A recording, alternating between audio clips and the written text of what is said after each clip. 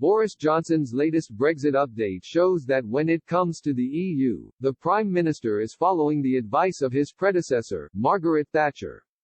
Prime Minister Boris Johnson has said he believes a trade deal with the EU is not likely and that the UK should now get ready to leave the bloc's single market and customs union at the end of the year without a new agreement in place.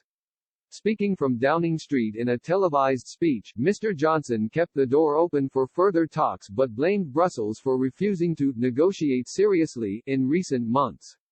He said he would always be willing to hear from the EU side negotiators if they came back to the UK with a fundamental change of approach.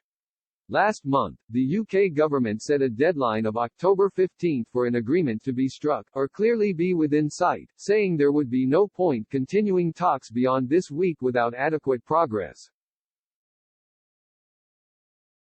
The UK's chief negotiator David Frost and his EU counterpart Michel Barnier are set to hold further discussions on Friday afternoon.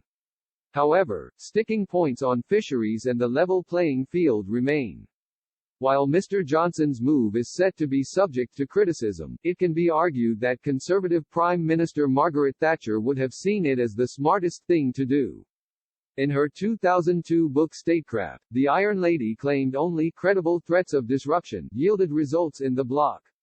She wrote, "We can see that any concessions which Britain makes, or initiatives which she promotes, in Europe are always turned against her and against the original intention.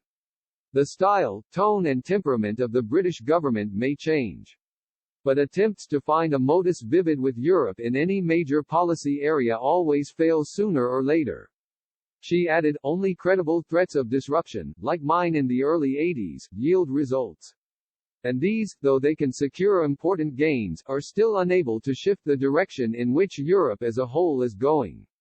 Baroness Thatcher famously negotiated a reduction of 2/3 of the UK's net contribution in 1984, on the grounds that agricultural subsidies favoured small farmers and Britain has very few.